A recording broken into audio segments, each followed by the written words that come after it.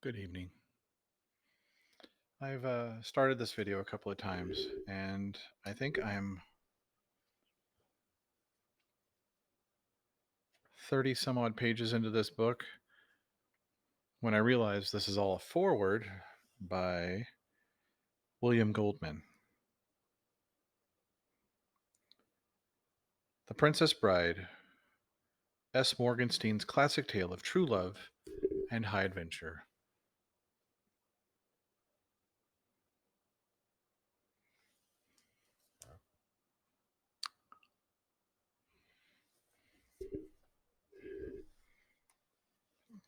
Chapter 1. The Bride. The year that Buttercup was born, the most beautiful woman in the world was French scullery maid named Annette. Annette worked in Paris for the Duke and Duchess of Ganuche, and did not escape the Duke's notice that someone extraordinary was polishing the pewter. The Duke's notice did not escape the notice of the Duchess either, who was not very beautiful and not very rich, but plenty smart. The Duchess set about studying Annette, and shortly found that her adversary's tragic flaw, chocolate. Armed now, the Duchess set to work. The Palace de Guiche, I'm butchering that name, by the way, um, turned into a candy castle. Everywhere you looked, bonbons. There were piles of chocolate covered mints in the drawing room, baskets of chocolate covered nougat in the parlor. Annette had never had the chance. Annette had never had a chance. Inside a season, she went from a delicate to whopping, and the Duke never glanced at her direction again without sad bewilderment clouding his eyes.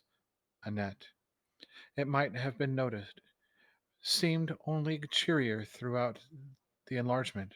She eventually married the pastry chef, and they both ate a lot until the old age claimed them. Things, it might also be noticed, did not fare so cheerily for the Duchess. The Duke, understanding, for some reason passing understanding, next became smitten with his very own mother in law, which caused the Duchess ulcers. Only they did not have ulcers yet. More precisely, ulcers existed. People had them, but they weren't called ulcers. They were a medical profession at the time called stomach pains. And it felt the best cure was coffee dolloped with brandy twice a day until the pain subsided. The Duchess took her mixture faithfully, watching through the years as her husband and her mother blew kisses at each other behind her back. Not surprisingly, the Duchess's grumpiness became legendary, and has no ably cons- and Voltaire has so ably con- chronicled. Voltaire has so ably chronicled. All right, I'm going to try that sentence again. Not surprisingly, the Duchess's grumpiness became legendary, as Voltaire has so ably chronicled. Except this was before Voltaire. Sorry. This year, Buttercup turned 10, the most beautiful woman in Bengal, the daughter of a successful tea merchant. This girl name was Althura. Her skin was dusky perfection, unseen in India for 80 years.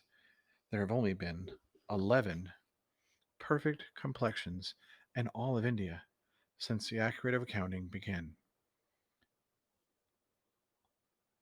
Ulthra was 19, and the year the plague, hit Bengal. The girl survived even if her skin did not. When Buttercup was 15, Adela Tyrrell of Sussex on the Thames was easily the most beautiful creature.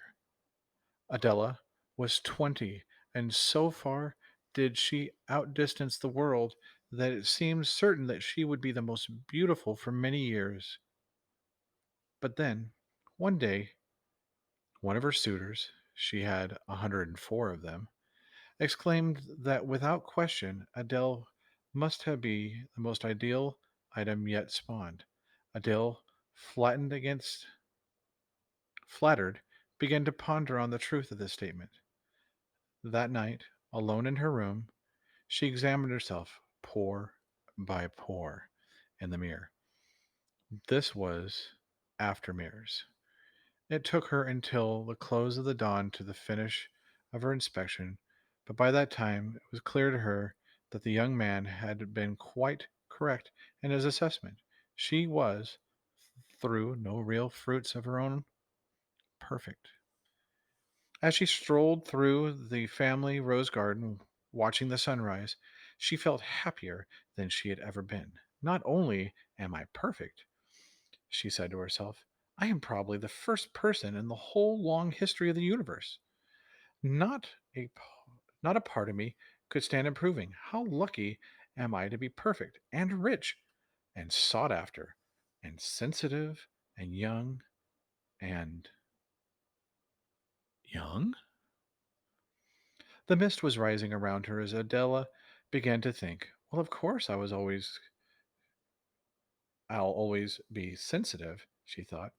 I'll always be rich, but I don't quite see how I'm going to manage to always be young. And when I'm not young, how am I going to stay perfect?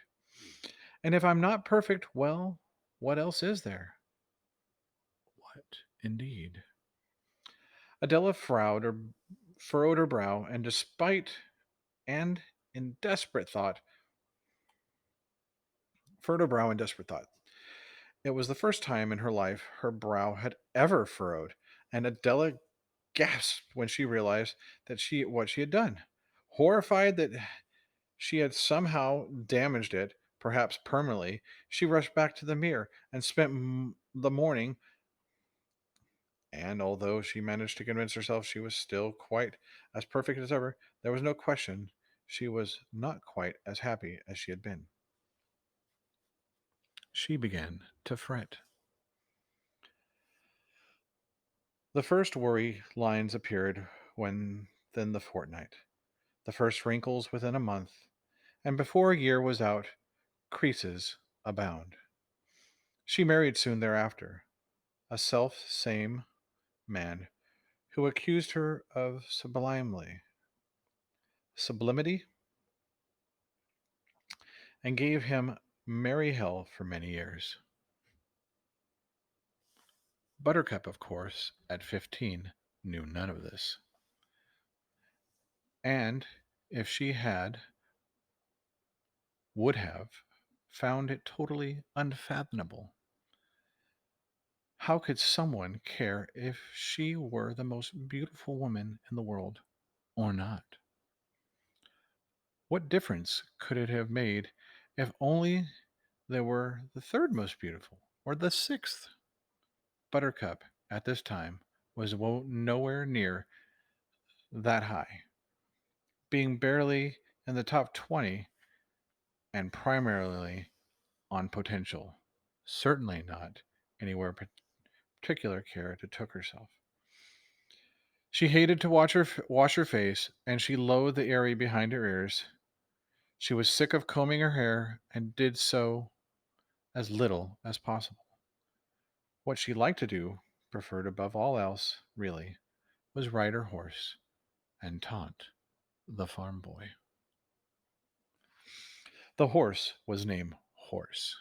Buttercup was never long on imagination, and it came when she called it, went where she steered it, did what she told it. The farm boy did what she told him to. Actually, he was more of a young man now, and he had been a farm boy when, orphaned, he had come to work for her father. And Buttercup referred to him that way still. Farm boy, fetch me this. Get me that, farm boy, quickly. Lazy thing, trot now, or I will tell father. As you wish. That was all he ever answer. As you wish. Fetch that, farm boy. As you wish. Dry this, farm boy. As you wish. He lived in a hovel near the animals, and according to Buttercup's mother, he kept it clean. He even read when he had candles. I'll leave the lad an acre in my will, Buttercup's father was fond of saying. They had acres then. You'll spoil him, Buttercup's mother always answered. He's slaved for many years. Hard work should be rewarded. Then, rather than, continued the argument. They had arguments then too. They would both turn on their daughter. You didn't bathe, her father would say. I did, said from Buttercup. Not with water, her father continued. You reek like a stallion. I've been riding all day, Buttercup explained. You must bathe, Buttercup, her mother joined in. The boys don't like the girls that smell like stables. Oh, the boys, Buttercup fondly exploded. I do not care about the boys. Horse loves me, and that is quite sufficient. Thank you. She said that speech loud, and then she said it often. But like it or not, things were beginning to happen. Shortly before her 16th birthday, Buttercup realized that it had now been more than a month since any girl in the village had spoken to her. She had never been close to girls, so the change was nothing sharp. But at least before, there were head nods exchanges when she rode through the village along the cart tracks. But now, for no reason, there was nothing. A quick glance away as she approached, that was all. Buttercup concerned Cornelia one morning at the blacksmith's and asked about the silence. I should think that after what you've done, you have the courtesy to pretend to ask, came from Cornelia. And what have I done? Wait, what? You've stolen them. With that, Cornelia fled, but Buttercup understood. She knew who them was. The boys. The village boys. The beef-witted, feather-brained, rattle-skulled, cod-plated, dim-doomed, nodal-noggin, sheep-herded, lunk-knobbed boys. How could anyone accuse her of stealing them? Why would anybody want them, anyway? What good were they? All they did was pester and vex and annoy. Can I brush your horse, Buttercup? Thank you, but the farm boy does that. Can I go riding with you, Buttercup? Thank you, but I really enjoy myself alone.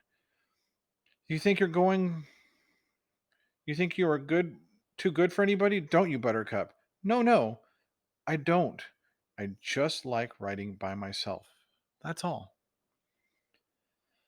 But throughout her 16 years, even this kind of talk gave way to stammering and flushing, and at the very best, questions about whether do you think it's going to rain, Buttercup? I don't think so. The sky is blue. Well, it might rain. Yes, I suppose it might. You think you're too good for anyone? Don't you, Buttercup? No, I don't. I just think it's going to rain. That's all. At night, more often than not, she would congregate in the dark beyond her window and laugh about her. Oh, sorry. At night, more often than not, they would congregate in the dark beyond her window and laugh about her. She ignored them. Usually, the laughter would give way to insult. She paid them no mind. If they grew too damaging, the farm boy handled things, emerging silently from his hovel, thrashing a few of them, sending them flying. She never failed to thank him when he did. As you wish, was all he ever answered. When she was almost 17, a man in a carriage came to town and watched as she rode for provisions. He was still there on her return, peering out. She paid him no mind, and indeed by himself was not important. But he marked the turning point. Other men had gone out of their way to catch a sight of her. Other men had even ridden 20 miles for the privilege, as this man had. The importance here is this man was the first rich man who bothered to do so, the first noble. And it was this man whose name, lost to antiquity, who mentioned Buttercup to the Count. The land of Florin was set between Sweden and Germany, would eventually settle. This was before Europe. In theory, it was ruled by King Lothorin and his second wife, the Queen. But in fact, the king was barely hanging on, could rarely tell day from night, and basically spent time muttering. He was very old. Every organ in his body had long since betrayed him, and most important decisions regarding Florin had certain arbitrary quality that bothered many of the leading citizens. Prince Humperdinck actually ran things. If there had been a Europe, he would have been the most powerful man in it. Even as it was, nobody within 1,000 miles wanted to mess with him. The Count was Prince Humperdinck's only confidant. The last name was Rugen, but no one needed it to use it. He was only known as the Count in the country. The title having been bestowed by the prince as a birthday present some years before, the happening taking place, naturally, at one of the Countess's parties. The Countess was considerably younger than her husband. All of her clothes came from Paris. This was after Paris. And she had superb taste. This was aftertaste too, but just. And since it was a new thing, and since the Countess was the only lady in Florin to possess it, is it any wonder that she'd be leading the hostess of the land? Eventually, her passion for fabric and face paint caused her to settle permanently in Paris, where she ran the only salon of international consequence.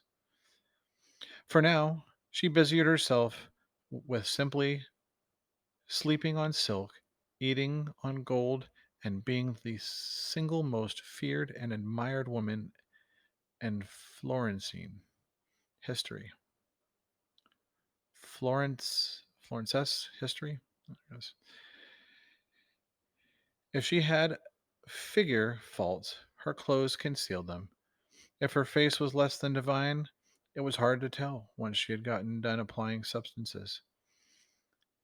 This was before glamour, but it hadn't been for ladies like the Countess. There was never been a need for this invention. And some, the Rugens, were a couple of the week in Florin, and had been for many years. I'm going to stop it there, but we'll pick up next video. Good night.